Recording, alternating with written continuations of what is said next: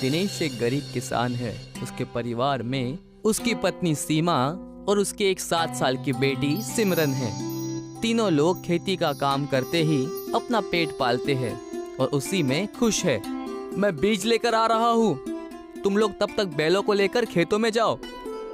सीमा और सिमरन खेत पहुंचकर इंतजार करते हैं और दिनेश बीज लेकर आ जाता है। दिनेश उन्हीं बीजों को अपने खेतों में बोने लगता है। सीमा और सिमरन भी बोने के काम में उनकी मदद करती है। तभी एक आदमी उनके खेतों के पास से गुजरता है और दिनेश को डांटता है। तुम इस नाबालिग बच्ची से काम क्यों करवा रहे हो? इसके तो अभी पढ़ने लिखने और खेलने की उम्र है। ये मेरी बेटी है और अपने ही खेत में काम कर रही है। तुम्हारी बेटी ही क्यों ना हो, तुम इससे बाल मजदूरी नहीं करा सकते। ये कानूनन अपराध है और तुम्हें इसके लिए जेल भी हो सकती है। कल से अपने बेटी को स्कूल भेजना। अगर मुझे ये फिर से खेत में काम करते हुए देखी तो मैं तुम्हारी कंप्लेंट कर दूंगा। वैसे भी मैं सरकारी विभाग में काम करता हूँ। उस आदमी की बात सुनकर दिनेश घबरा जाता है और सिमरन को स्कूल भेजने का फैसला कर देता है। वो खेत को अधूरा जोता हुआ छोड़कर स्कूल जाता है और प्रिंसिपल से मिलता है। मुझे अपने बेटी का दाखिला इसी स्कूल में करवाना है। ठीक है, एडमिशन शुरू हो चुके हैं। आप 20,000 रुपए एडमिशन फी भर दीजिए। मैं आपकी बेटी का एडमिशन कर दूंगी।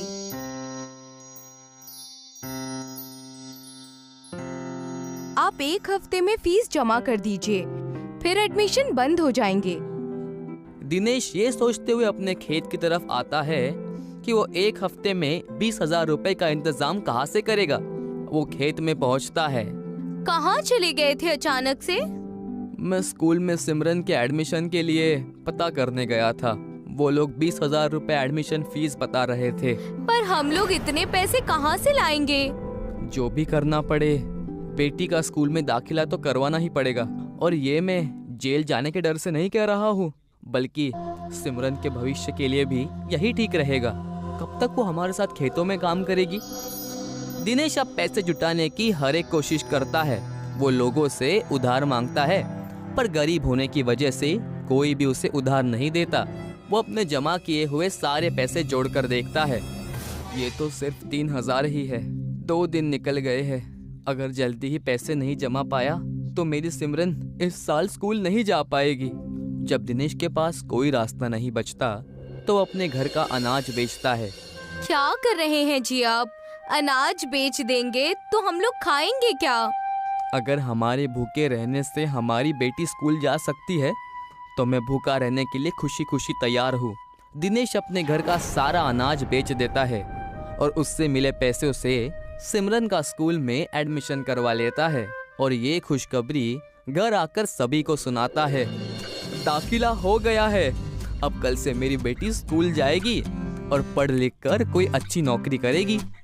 अगले दिन से सिमरन स्कूल जाती है, पर जैसे ही वो स्कूल पहुंचती है, वो देखो, उस लड़की ने कितने गंदे कपड़े पहने हैं। ये तो कहीं से भी स्टूडेंट नहीं लग रही है।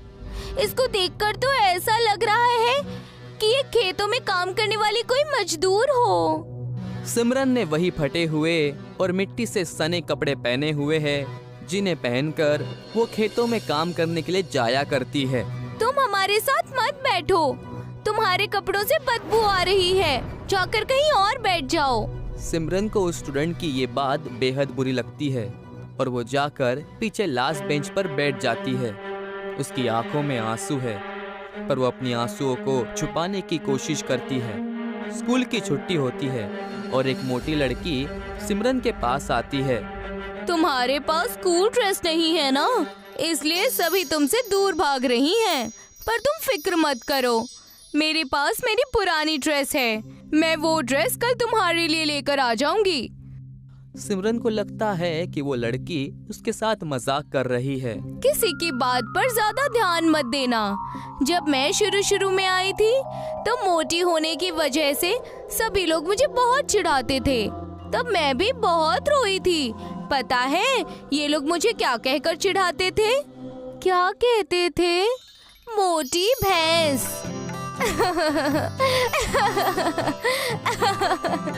देखा, तुम्हारा मूड ठीक कर दिया ना। अब घर जाओ, कल मैं तुम्हारे लिए ड्रेस लेकर आऊंगी। और दोनों अपने अपने घर के लिए निकल जाते हैं। सिमरन को बेहद अच्छा महसूस हुआ।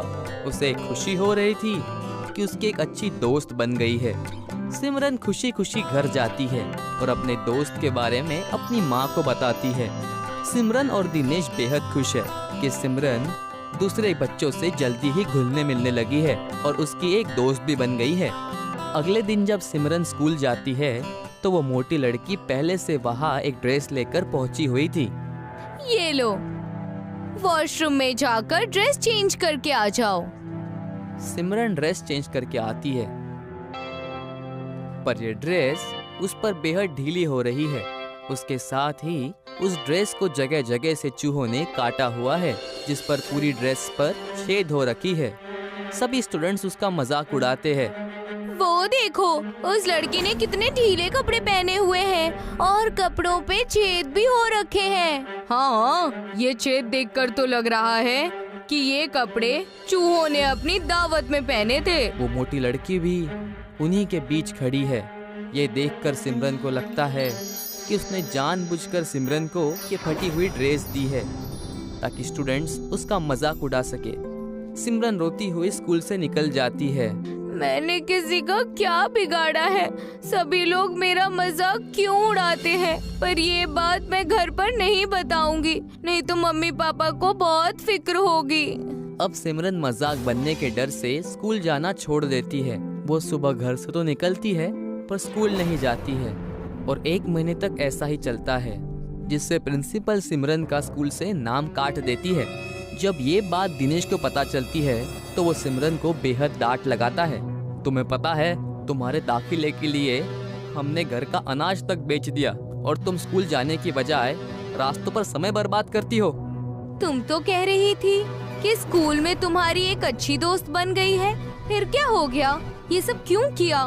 सिमरन सारी बात बता देती है कि कैसे फटी ड्रेस होने की वजह से बच्चों ने उसका मजाक उड़ाया और मजाक बनने की वजह से उसने स्कूल जाना छोड़ दिया। ये बात सुनकर तीनों लोग रोने लगते हैं। रोने से कुछ ठीक नहीं होने वाला है। हमें फिर से दाखिले के लिए पैसे इकट्ठा करने होंगे और स्कूल के लिए ड्रेस भी। आप पैसों के बारे में सोचिए, मैं ड्रेस का इंतजाम करती हूँ। दिनेश के पास अब ना तो बेचने के लिए अनाज बचा था, इसीलिए वो अपने आधे खेत को गिरवी रखता है और उससे मिले पैसों से सिमरन का फिर से दाखिला करवाता है। सीमा भी दिन रात मेहनत करके घास को बुनकर सिमरन के लिए स्कूल ड्रेस और स्कूल बैग तैयार करती है। सिमरन घास की स्कूल ड्रेस पहनकर और घास की बनी बैग को पहनकर स्कूल जाती है, पर फिर भी स्टूडेंट सिमरन का मजाक उड़ाते हैं। पर इस बार सिमरन किसी की बात पर ध्यान नहीं देती। वो मन लगाकर पढ़ाई करती है। मेरे पापा ने मेरी तालीम के लिए खेत तक गिरवी रख दिए हैं। मैं एग्जाम में अच्छे मार्क्स लाकर पापा को खुश कर दूंगी।